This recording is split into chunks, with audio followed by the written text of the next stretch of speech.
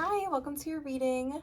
I have your spread, I have your notes. Let's get right into it because what shuffled out just before I did your vibe check was the Empress, and I was totally feeling that this is you. We are going to talk a little bit about the Empress pretty much with every card because that's your energy. It is, to put it simply, because we'll get more into it. The Empress knows that the planet has everything that we need in order for us to survive. And the Empress knows that in order to manifest her own reality, which is a reality of beauty and a reality of creation and art and connection with others and like reaching out for a peach and the peach disappears, to manifest that, all she has to do is be grateful for what she already does have. Empress is about resonating on a grateful frequency in order to bring more of, like, more things to be grateful for. So we'll leave that there for now. And that's you. Yes, beautiful. Yes, creative. Yes, in control of your own reality. Okay. And then as we get more into the vibes, we have the Nine of Cups reversed. Nine of Cups reversed is a little bit of like not being very grateful. I'm not going to call you out. I'm just going to say, maybe let's look around at all of our cups and realize that we do actually have enough. Could we have more? Yeah, we could have 10 cups. That's the point of the 10 of Cups, is that it's like the best thing that's ever happened to anyone ever, right? But Nine of Cups is still amazing. And if we're going to be in our Empress energy, we're going to look at all 9 of our cups and we're going to make sure that they are full, right?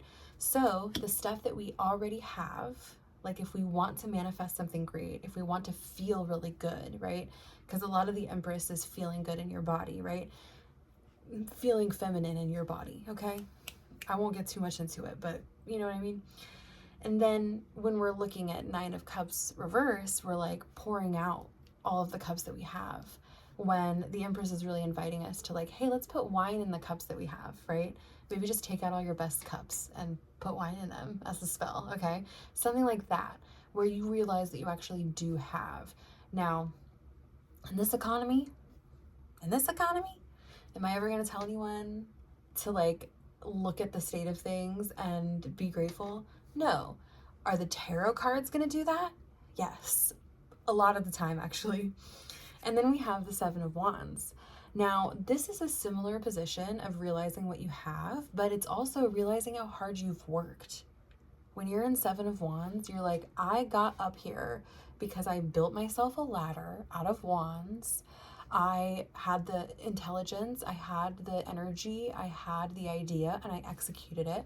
And now all of these other sticks are trying to knock me down because I'm so intelligent and I had the power to execute it, right? So this could be haters. It also could be an internal monologue of saying what I have done is not enough, right?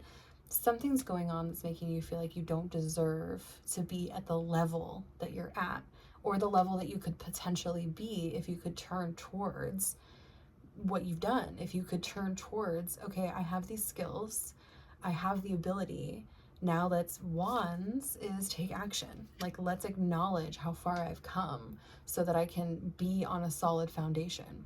And so people can poke at me from below and I can brag about how incredible I am and they can suck my dick. And then we have the Magician reversed.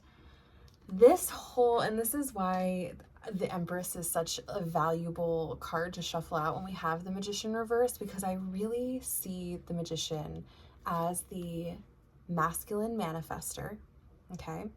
So we have the Fool, that's the masculine psychic, and then we have the High Priestess, that's the feminine psychic, and then we have the Magician, that's the masculine manifester, and then we have the Empress, which is the feminine manifester.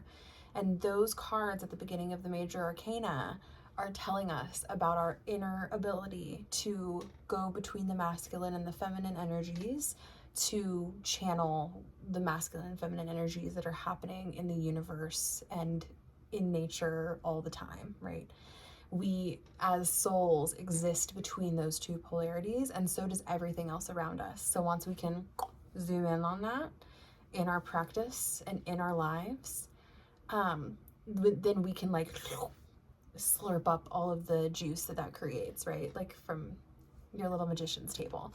When I see it in the reverse, what I see is a question. And this is the question I'll leave you with. Would you rather go forage all the tools, search far and wide for the right sword and the right wand, do like this crazy pottery class so that you can get a cup, and what's the other one? Oh, and then make a bunch of money and have some coins or steal some coins, and do all of that and make up this spell and work really hard at it and write down all the steps and then execute all the things and then use the power of your mind, do your little third eye and go zap and create something? Would you rather do that? Or would you rather lounge in a soft and comfy chair, close your eyes, and practice gratitude? And then when you open your eyes, the thing that you've been trying to manifest is sitting there right before you. Which would you prefer? To do all of this masculine hard work, or to do all of this feminine surrender? Would you rather look at what you don't have and try to go get it? Or look at what you do have and bring more of it to you? That's the question. Is there a little gender stuff in here about presenting or being or feeling more feminine and the challenge of what the magician means in society? Mayhaps. That's none of my business. This is a magical reading. I did a little Trump there. I apologize. I've been on a lot of podcasts lately. But anyway, that's the reading.